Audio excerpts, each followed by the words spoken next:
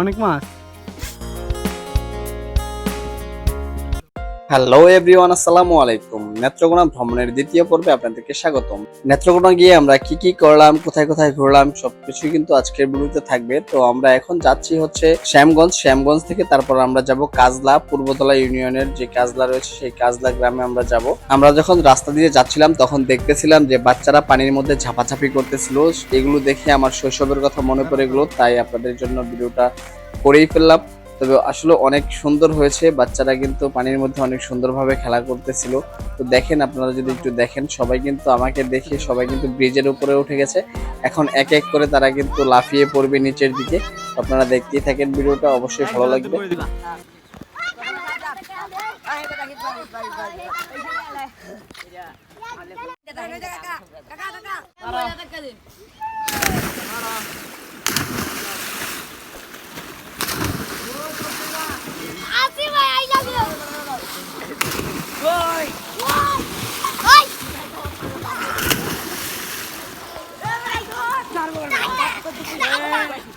তো বাচ্চাদের ঝাপাঝাপি দেখে আমার নিজেরই ভালো লাগতেছিল, অনেক ভালো লাগলো বাচ্চাদের ঝাপাঝাপি দেখতে। তো দেখেন, রাস্তাগুলো সরু হলেও কিন্তু রাস্তাগুলো ভালোই ছিল, মাঝে মাঝে একটু একটু ভাঙা ছিল।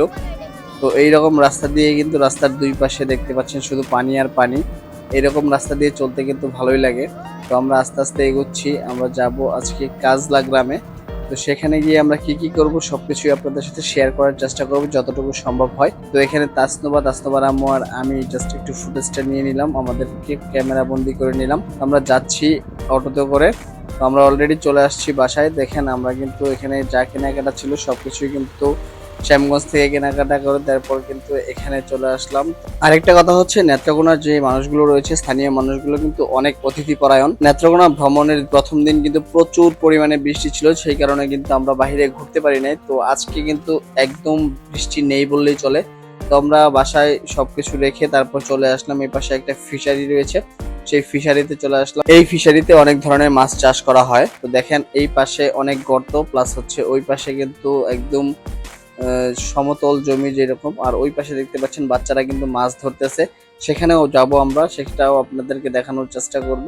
তো দেখেন, এই ফিশারিটা মোটামুটি বড়। তো এখানে এই পাশে পানি অনেক বেশি আর ওই পাশে পানি কম। কেননা হচ্ছে মাছ চাষ করার জন্য ফিশারিগুলো এইভাবেই তৈরি করা হয়, এক পাশে পানি কম থাকে আরেক পাশে পানি বেশি থাকে। তো এখানে আমরা অনেক ধরনের মাছ দেখেছি, সেটা যদি আপনাদেরকে একটু দেখাই।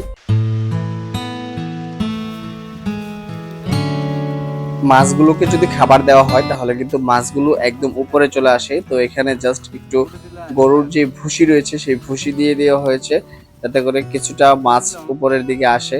তো দেখেন, ইতিমধ্যে কিন্তু মাছ আস্তে আস্তে উপরের দিকে আসতে শুরু করে দিয়েছে। তো দেখেন, যে এই পাশে একটা গোল্ডেন কালার ফিশ ছিল, এখানে তাসনুবা বলতেছিল গোল্ড ফিশ। ওরা গোল্ড কালার চিনে, সেই কারণে গোল্ড ফিশ বলতেছিল। তো এটা হচ্ছে গোল্ডেন কার্প বা গোল্ডেন কার্পও যাই বলেন, এক এক জায়গায় এক এক নামে চিনে এই মাছটাকে। তো মাছগুলো দেখতেছিলাম পানির নিচে, ভালোই লাগতেছিল। পানিটা যদি আর একটু ক্লিয়ার থাকতো তাহলে কিন্তু মাছগুলো একদম স্বচ্ছ বোঝা যেত। তো খালি চোখে আমরা কিন্তু আরো সুন্দর বুঝেছি। আপনারা ক্যামেরাতে কিরকম দেখতেছেন সেটা আপনারা বুঝতেছেন, তবে খালি চোখে কিন্তু মাছগুলো দেখতে অনেক ভালোই লাগতেছিল। দেখেন, পানির নিচে মাছগুলো কিভাবে উপরের দিকে ভাসতেছিল জাস্ট একটু ভুসি দেওয়াতে। দেখেন, এইরকম ছোট ছোট ছোট মাছ রয়েছে, এখানে বড় বড় মাছ রয়েছে, সব ধরনের মাছ রয়েছে। সকলে মিলে কিন্তু আমরা এখানে মাছ দেখতেছিলাম, তাসনুবা দেখতেছিল, তাসনুবার আম্মু প্লাস হচ্ছে আমাদের মেম্বার যারা রয়েছে প্রত্যেকেই কিন্তু মাছ দেখতেছিল। মাছ দেখায় খুবই মনোযোগী ছিল। তো তাসনুবা দেখেন কি বলে। অনেক মাছ। তো ইতিমধ্যে আমরা ফিশারি দেখে শেষ করে ফেললাম। তারপর দুপুরে বাসায় গিয়ে খাওয়া দাওয়া করে তারপর পরন্ত বিকেল বেলা চলে আসলাম। আমরা যেখানে বলেছিলাম যে মাছ মারা হচ্ছে সেটাও আপনাদেরকে দেখাবো। তো এখানে চলে আসলাম। এই জায়গাটা আমার কাছে অনেক ভালো লেগেছে। এই জায়গার মধ্যে প্রচন্ড পরিমাণে বাতাস ছিল, প্লাস হচ্ছে এই জায়গাটা আসলে দেখতে অনেক সুন্দর। প্লাস এখানে একটা সাঁকো ছিল, তো এখানে আমি কিন্তু মাছ ধরার জন্য চলে আসছি। তো এখানে ভাই জাল টানতেছিল, তো এখানে কিন্তু কোনো মাছ ওঠেনি। তো মাঝে মাঝে মাছ উঠে জালে, মাঝে মাঝে উঠে না। তো এখানে তাসনিম, তাসনুবা সবাই কিন্তু এখানে দেখতেছিল খুব ভালোভাবে। তো আমিও দেখতেছিলাম, আমি এখানে জাল টানার জন্য চাচ্ছিলাম। তো আমি আস্তে আস্তে যাচ্ছিলাম সাঁকুর উপর দিয়ে। তো এখানে দেখেন, তাসনুবাও কিন্তু সাঁকুর উপরে যাওয়ার জন্য বায়না করতেছিল। তখন ওর চাচ্চু নিয়ে যাচ্ছিল ওকে, যে চলো আমরা যাই। তো কিন্তু আস্তে আস্তে দেখেন কিন্তু সাঁকোর উপর দিয়ে কিন্তু যাচ্ছে।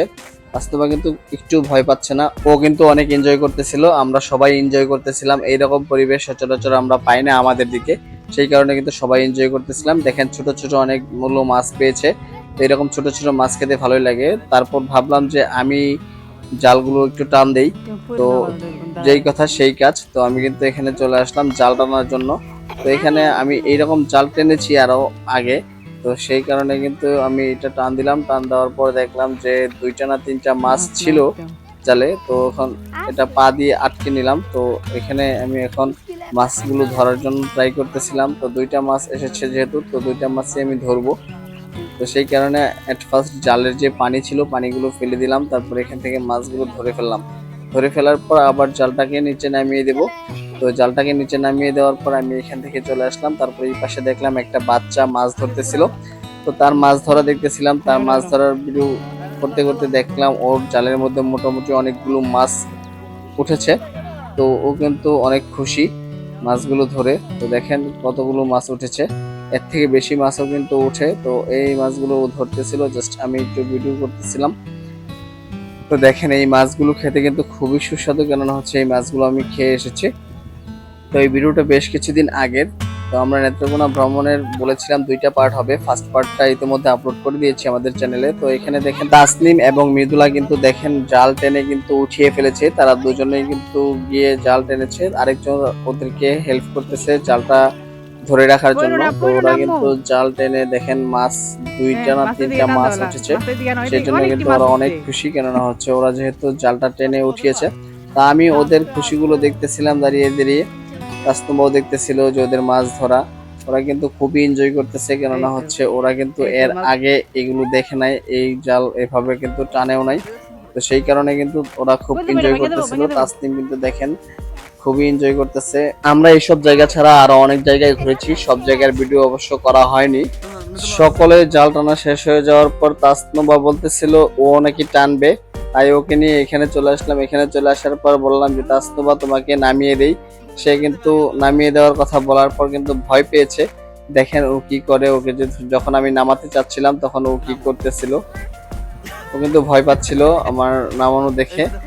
তারপর ও বলতেছে যে ও নাকি জাল টানবে, তারপর ওকে জালটা একটু ধরিয়ে দিলাম। আমরা চাচ্ছিলাম যে আজকে বিকেলে বা সন্ধ্যার দিকে চলে যাব, তো তখন কিন্তু প্রচন্ড পরিমাণে বৃষ্টি ছিল, প্লাস হচ্ছে আমাদের গাড়িটাও কিন্তু আসতে পারেনি। তো সেই কারণে কিন্তু একদম ভোরবেলা, এখন সকাল 6টা বাজে, তো 6টার সময় কিন্তু আমাদের গাড়ি বাসার কাছাকাছি চলে আসছে। জাস্ট ড্রাইভারকে লোকেশনটা দিয়ে রেখেছিলাম, সে কিন্তু সেই লোকেশন ধরে কিন্তু আমাকে ফোন দিয়ে এখানে চলে আসছে।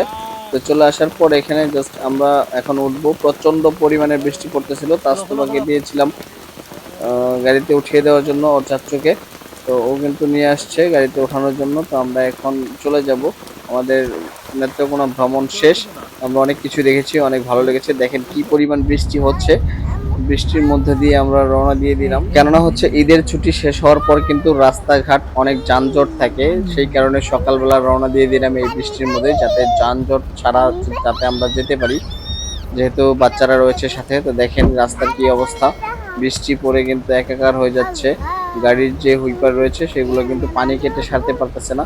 তো দেখেন আশেপাশের পরিবেশগুলো যদি আপনাদের একটু দেখাই, দেখেন কত সুন্দর পরিবেশ। আসলে এইরকম পরিবেশে ঘুরতে পারলে আসলে মন ভালো হয়ে যায়। তো দেখেন কি পরিমাণ বৃষ্টি হচ্ছে, আমরা অলরেডি বাড়ির কাছাকাছি চলে আসছি। তো এখানে দেখেন মেন রোড দিয়ে যাচ্ছি, তারপরেও দেখেন কি পরিমাণ বৃষ্টি হচ্ছে, বৃষ্টির জন্য সামনে কিছুই বোঝা যাচ্ছে না। তো আমরা বাড়ির কাছাকাছি চলে আসছি। আজকের ভিডিওটা এই পর্যন্তই। এই ভিডিওটা যদি ভালো লাগে অবশ্যই লাইক কমেন্ট শেয়ার করতে ভুলবেন না, আর চ্যানেলে নতুন হলে অবশ্যই সাবস্ক্রাইব করে দিবেন, আর পেজ থেকে দেখে থাকলে অবশ্যই পেজটাকে ফলো করে দিবেন। আর এইরকম সুন্দর সুন্দর ভিডিও পাওয়ার জন্য, মজাদার ভিডিও পাওয়ার জন্য আমাদের সাথেই থাকবেন। তো সেই পর্যন্ত সকলের সুস্থতা এবং দীর্ঘায়ু কামনা করে আজকের মতো এখানেই বিদায় নিচ্ছি। আসসালামু আলাইকুম।